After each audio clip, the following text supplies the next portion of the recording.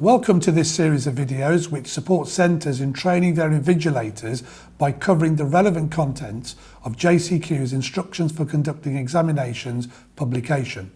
In this video, we focus upon the responsibilities placed upon an invigilator to ensure that an exam is started in line with JCQ regulations and conducted according to the requirements to maintain the integrity of the exam, ensure a level playing field, and to enable every candidate to perform to the best of their ability.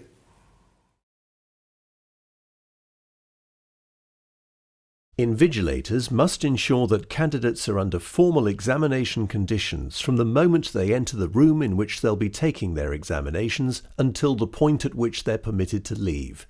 This means that candidates must not talk to, attempt to communicate with, or disturb other candidates once they've entered the examination room.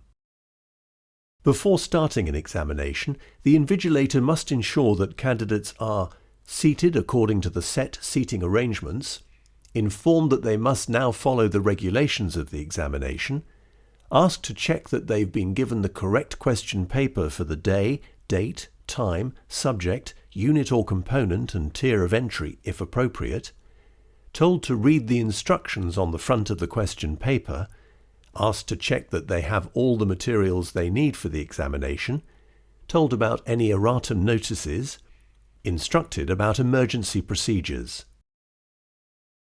Invigilators must give candidates the following information before the examination.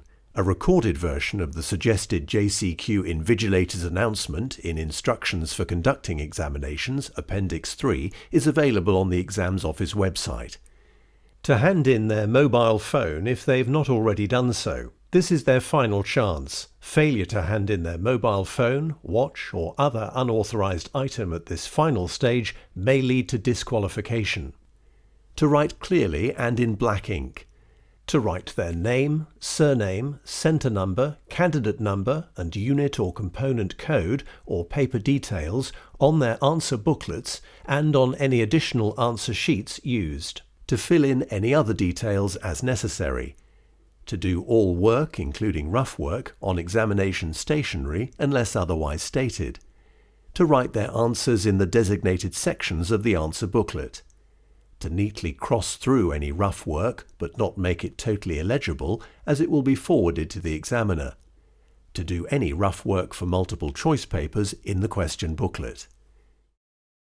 As candidates complete the details on their answer booklet, invigilators should move around the exam room ensuring that this is being done.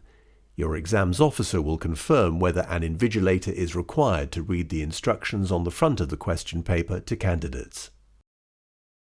The invigilator must announce clearly to the candidates when they may complete the details on their answer booklet, when they may begin to write their answers, this is the formal start of the examination, the time allowed for the paper, that they're not allowed to communicate in any way with, ask for help from, or give help to another candidate while they're in the examination room, that invigilators can only answer questions from candidates about the instructions on the front of the question paper.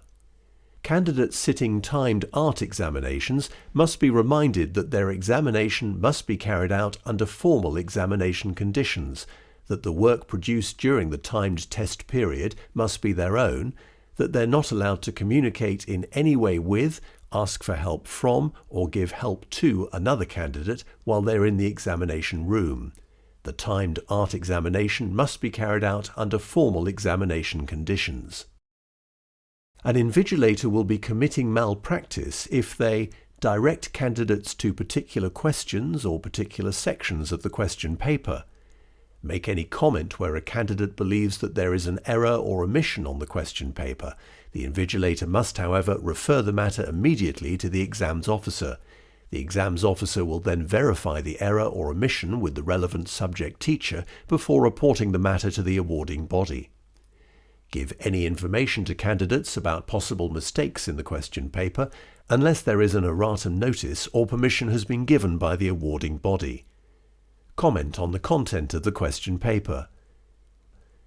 Read a word or words printed on the question paper to a candidate other than the instructions on the front cover. Rephrase a question for a candidate. explain any subject-specific or technical terms to a candidate, offer any advice or comment on the work of a candidate, give any indication of the time elapsed or remaining unless the candidate has been awarded a prompter. This also extends to where a question paper consists of distinct sections. Your exams officer will confirm whether a 5-minute warning to candidates may be given at the end of the examination.